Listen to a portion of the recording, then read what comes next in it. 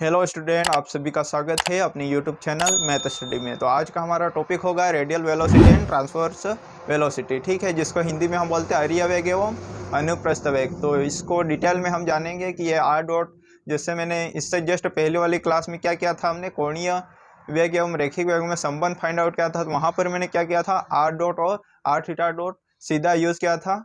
आपको बता दिया था कि ये अरीय वेग होता है और ये अनुप्रस्थ वेग है। लेकिन ये आर डॉट आया कैसे, आर थीटा डॉट आता कैसे, ये सब हम आज डिस्कस करेंगे। और इसके लिए क्या है, चित्र इंपॉर्टेंट है। तो आप चित्र समझने की कोशिश करें, क्योंकि चित्र आपको समझ में आ जाएगा तो जो भी थ्योरी सॉल्यूशन है वो आप अच्छे से कर पाओगे। ठीक है, तो हम करते हैं इस टॉपिक को शुरू।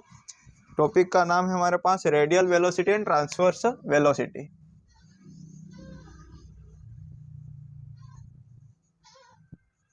Radial velocity and transverse velocity. ठीक है, यहाँ तक बात कर लिया, जिसको हम हिंदी में क्या बोलते हैं, अरीय वेग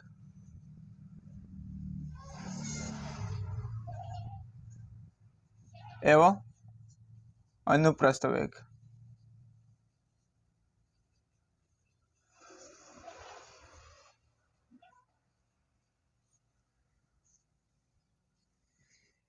हिंदी में हम क्या बोलेंगे, अरीय वेग एवं अनुप्रस्थ वेग। ठीक है, तो इसके लिए चित्र इंपॉर्टेंट है, हम चित्र समझने की कोशिश करें। ठीक है, ये हमारी क्या हो गई, आरंभिक रेखा, जिसको इंग्लिश में हम क्या बोलते हैं, इनिशियल लाइन। ठीक है, ये क्या हो गई, आरंभिक रेखा। और ये बिंदु हमारा क्या होता है, ध्रुव बोलते हैं इसको ओ। ठीक है, हम ध्रुवीय फॉर्म की बात करें तो इसको कार्तीय फॉर्म में इसको क्या बोलते हैं, मूल बिंदु बोलते हैं। और ध्रुवीय फॉर्म में इसको बोलते हैं ध्रुव, मतलब पोल। ठीक है, इंग्लिश में इसको पोल बोलेंगे। ठीक है, ये हमारी इनिशियल लाइन हो गई, जिसको हिंदी में हम बोलते हैं आरंभिक रेखा। ठीक है, अब क्या करें,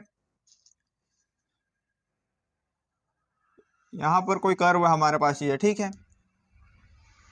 ए बी क्या है, कर्व है हमारे पास, जिसको कर्व का मतलब क्या हुआ, वक्र। ठीक है, हिंदी में हम वक्र बोलेंगे। ए बी वक्र है, जिस पर क्या कोई कर्ण क्या कर रहा है, गति कर रहा है। ठीक है, इस वक्र पर कोई कर्ण गति कर रहा है। तो गति कर आदमी टी समय पश्चात इस कर्ण की, टी समय पश्चात कर्ण की स्थिति बिंदु पी मान लेता हूँ। ठीक है, और डेल टी समय पश्चात कर्ण की स्थिति मान लेता हूँ मैं क्यों मान लेता हूँ। ठीक है, अब इस पी बिंदु को मैं ओ से मिला देता हूँ। ठीक है, इसको थोड़ा और आगे बढ़ा लो आप, ताकि हमारी स्ट्रेट लाइन रहेगी। ठीक है, ये हो गया हमारा ओ बिंदु। ठीक है, अब इस ओ को पी से मिला लो, ये मिला दिया। ठीक है, और इस क्यू को भी ओ से मिला लो। यहां तक बात क्लियर है।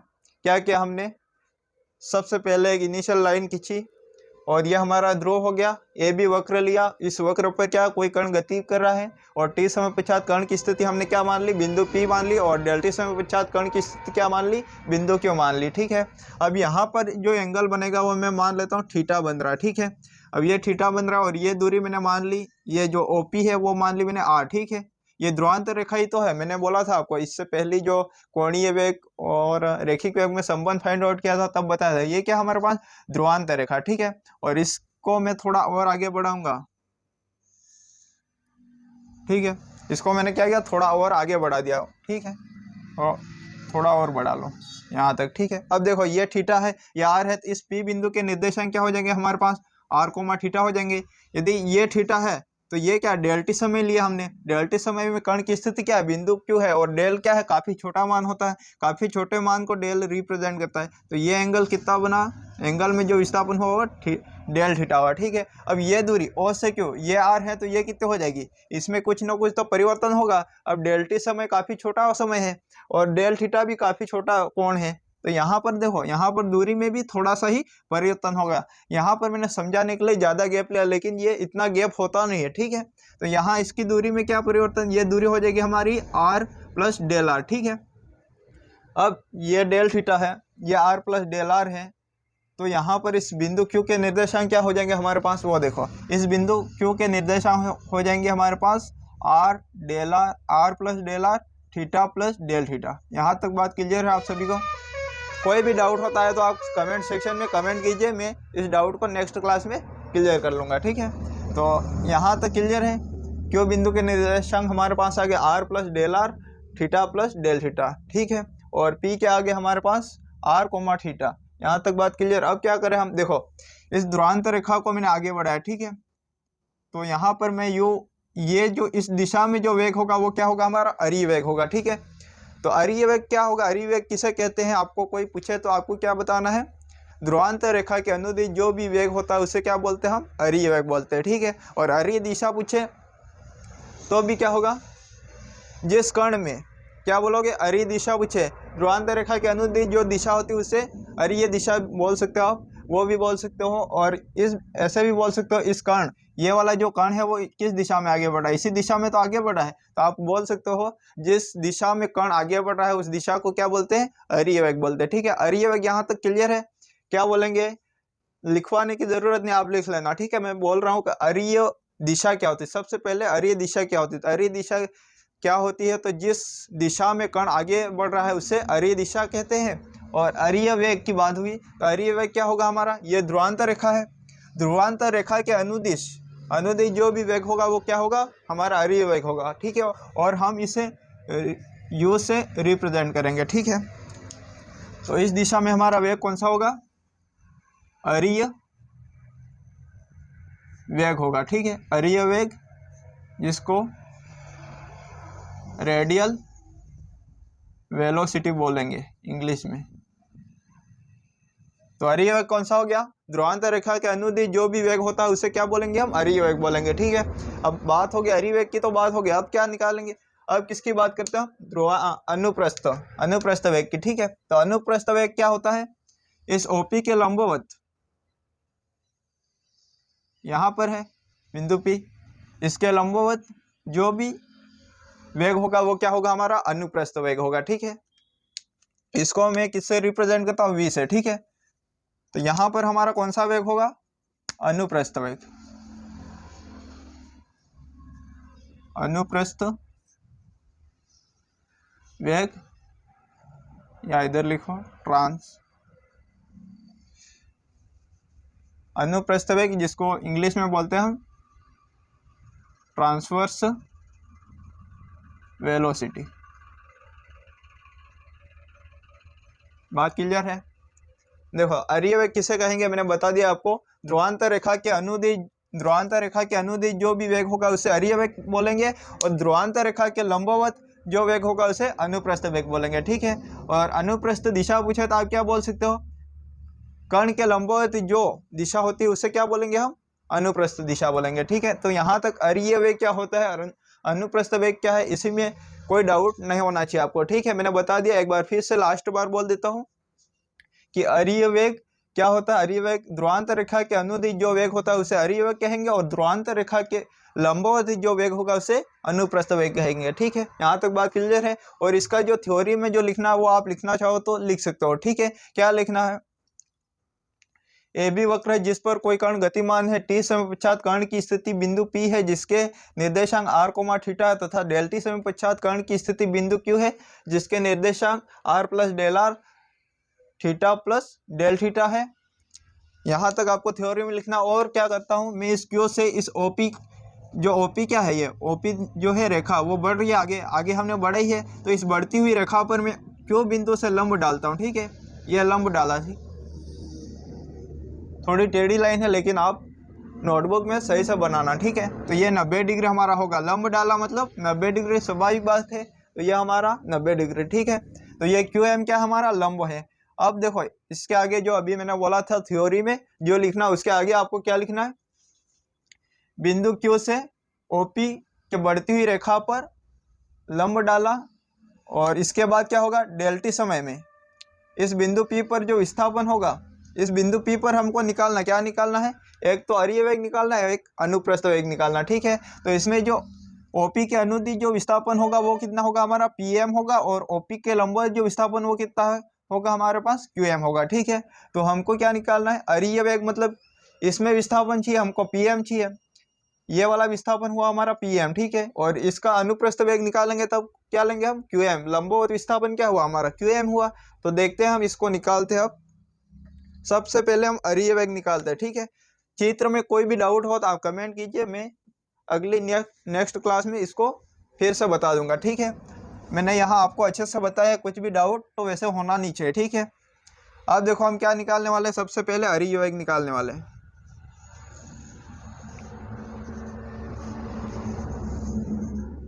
अरियोग जिसको हम यू से रिप्रेजेंट करते हैं, ठीक है। यू हमको निकालना है, तो यू इजिकल टू क्या हो जाएगा हमारा, लिमिट हम लेते ही हैं, limit delta T tends to 0।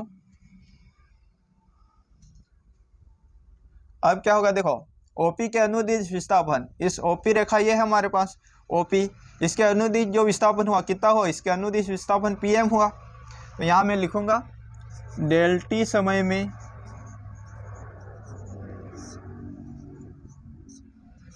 OP के अनुदिश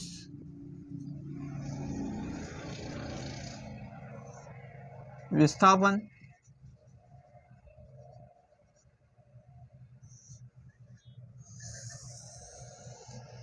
बटे डेल्टी समय, डेल्टी समय की तो बात करें, ओपी के अनुदिश जो भी विस्थापन हुआ कितना हुआ हमारे पास, पीएम हुआ, ठीक है।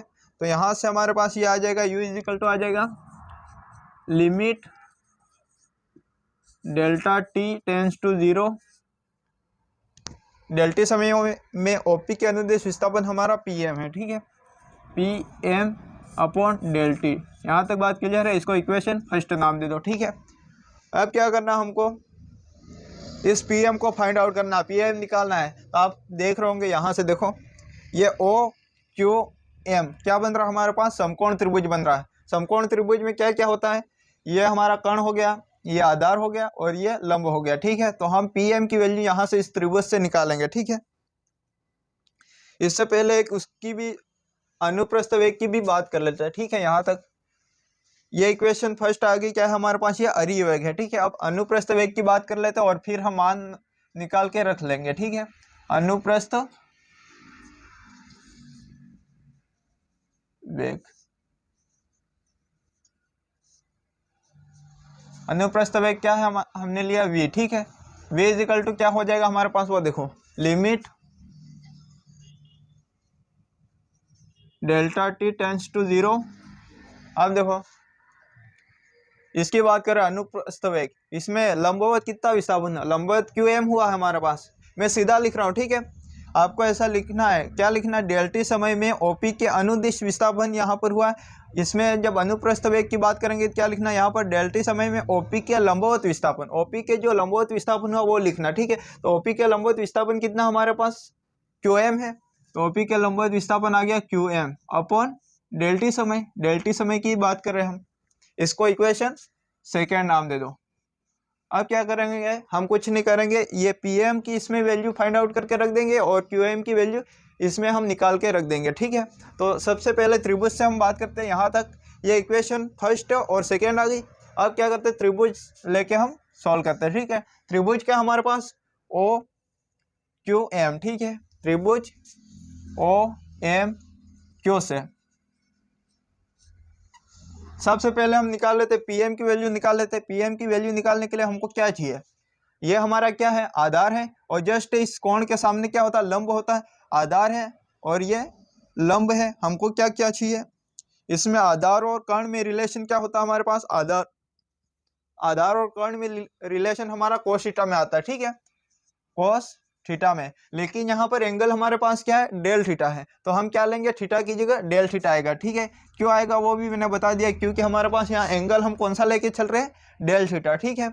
अब कोस डेल थीटा इजिकल टू क्या हमारे पास आता है, आधार बटे कर्ण आता है। आधार कितना है हमारे पास, आधार ये देख सकते हो, यहाँ से ओ से एम तक ये पूरा क्या हमारे पास इस त्रिभुज का आधार है।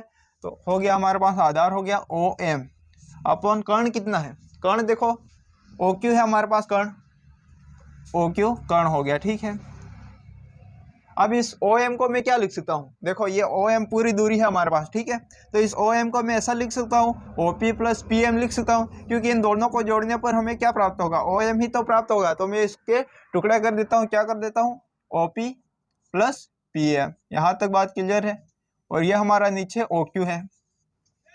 अब देखो ओपी कितनी दूरी, ओपी ये हमारा आर है, स्मॉल आर, ओपी ध्रुवांतर रेखा, तो ओपी की जगह मैं क्या लिख देता हूँ, R plus P M upon O Q कितनी दूरी है, यहाँ से वो देखो ओ क्यू दूरी हमारे पास आर प्लस डेल आर है, तो यहाँ पर क्या हो गया हमारे पास आर प्लस डेल आर।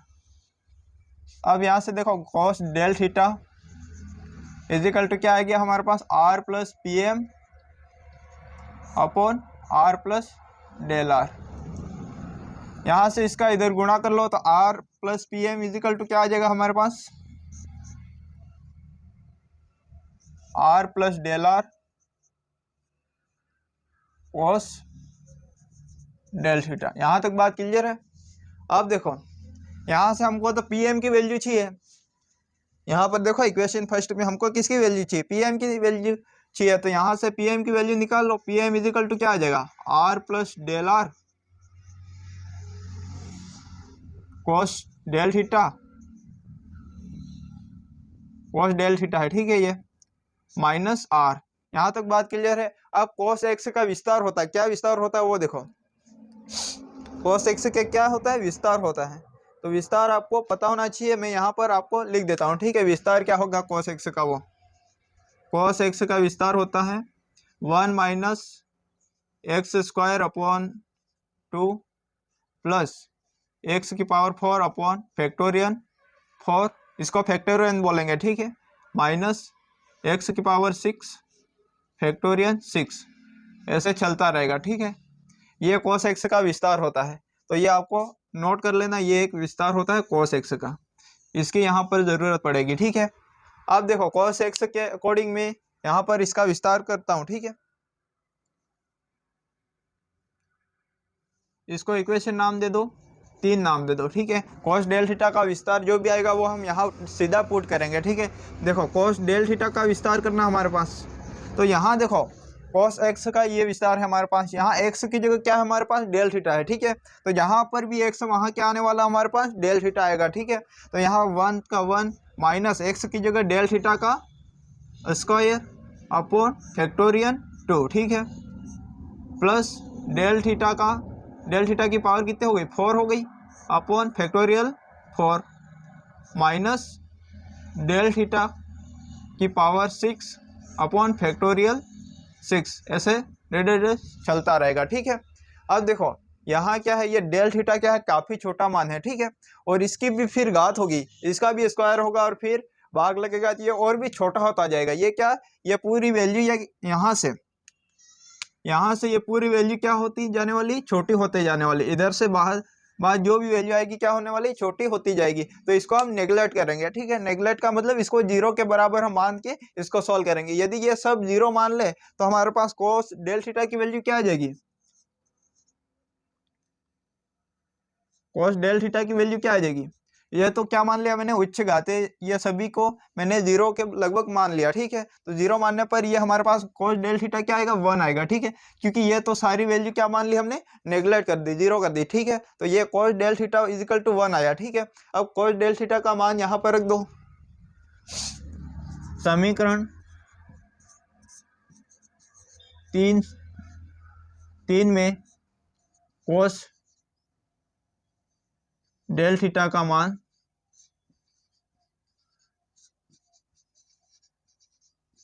रखने पर, ठीक है, cos डेल थीटा का मान रखेंगे समीकरण 3 में। समीकरण 3 क्या हमारे पास ये है, तो यहाँ से हमारे पास क्या आ जाएगा पी एम इजिकल टू 1 का गुणा, यहाँ पर 1 आएगा, 1 का गुणा इसमें करेंगे क्या आएगा कुछ भी वही आने वाला हमारे पास R plus del R minus R, ठीक है। आर से आर क्या हो गया कैंसिल हो गया, पी एम इजिकल टू क्या आ गया हमारे पास डेल आर आ गया, ठीक है। यहाँ तक बात क्लियर है, पी एम की वैल्यू हमारे पास आ गई, ठीक है। अब क्या करते हैं, चित्र की जरूरत मुझे नहीं पड़ेगी इसलिए यहाँ साइड में कर देता हूँ ऊपर, ठीक है, जगह है हमारे पास। हम किसकी पी एम की आ गई, अब किसकी निकाल लेते हैं हम क्यू एम की निकाल लेते हैं, ठीक है। तो यहाँ मैं कर रहा हूँ, आप समझ लेना, ठीक है, यहाँ कर रहा हूँ मैं। तो पी इस त्रिभुज से ही चलेंगे, ठीक है, त्रिभुज ओ क्यू एम से।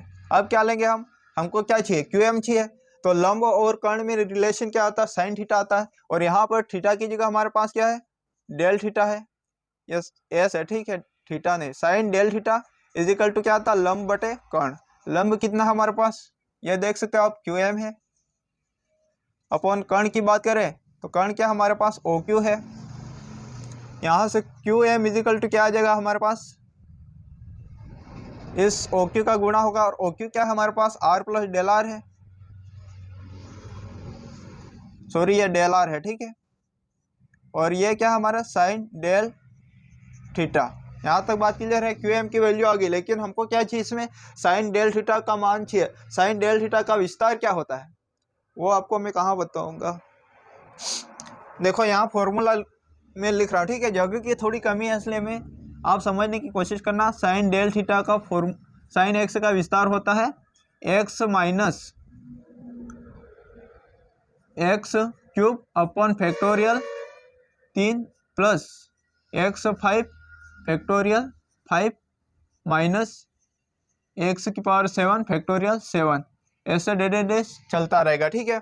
इसी के अकॉर्डिंग ये तो क्या होने वाली हमारी नेगलेक्ट होने वाली वैल्यू,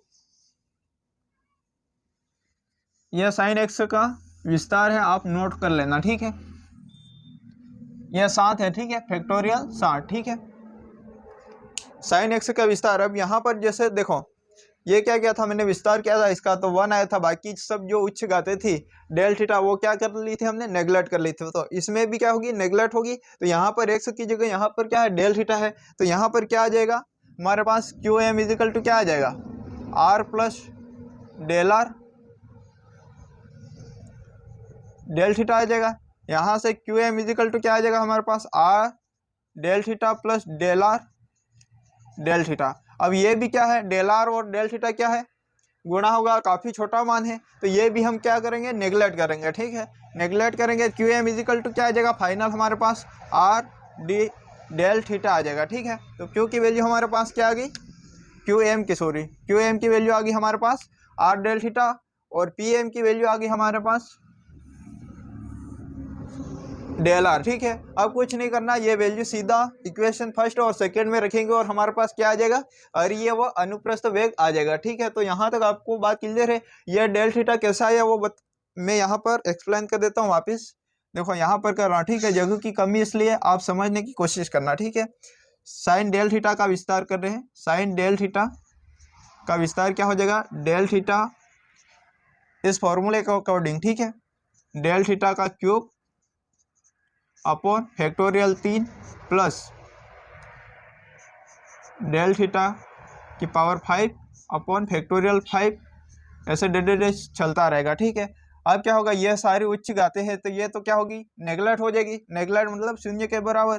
तो sine del theta equal to क्या आ जाएगा हमारे पास, डेल थीटा आ जाएगा, ठीक है। यहाँ तक बात क्लियर है। तो यही लिखा मैंने, जहाँ साइन डेल थीटा था हमारे पास वहाँ क्या लिखा मैंने, डेल थीटा, और इसका इसमें गुणा करेंगे तो ये एयर, इसको फिर मैंने क्या किया, इस डेल आर और डेल थीटा इसको नेगलेक्ट कर दिया, ठीक है, क्योंकि ये काफ़ी छोटा मान है तो इसको भी मैंने नेगलेक्ट कर दिया। अब यहाँ से हमारे पास क्यू एम की वैल्यू क्या आ गई फाइनल, आर डेल थीटा आ गई। यहाँ तक बात क्लियर है। अब हमको क्या करना, अब हमको सिर्फ पी एम की वैल्यू चाहिए और क्यू एम की वैल्यू चाहिए, बाकी किसी की ज़रूरत नहीं, तो बाकी सब मैं रिमूव करता हूँ और फिर हम आगे बढ़ते हैं, ठीक है।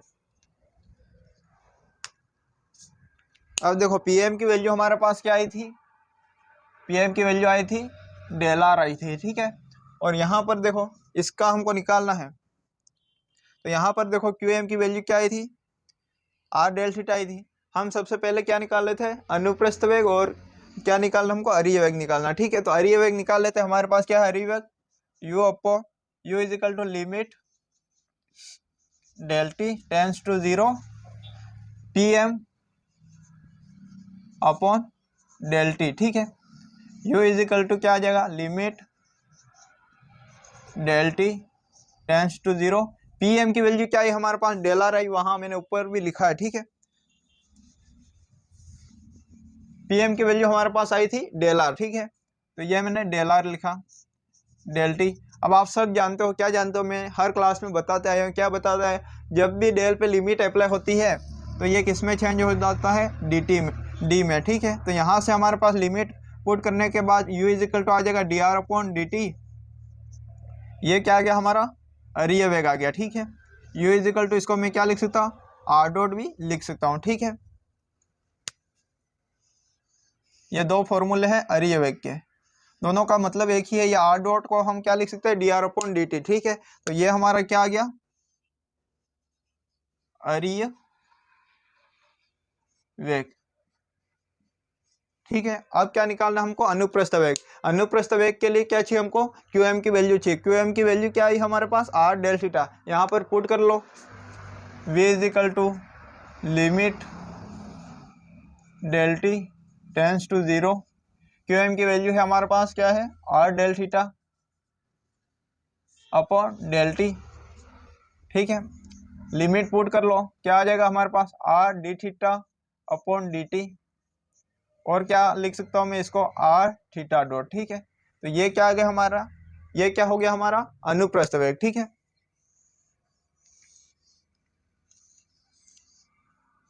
ये हमारा हो गया अनुप्रस्थ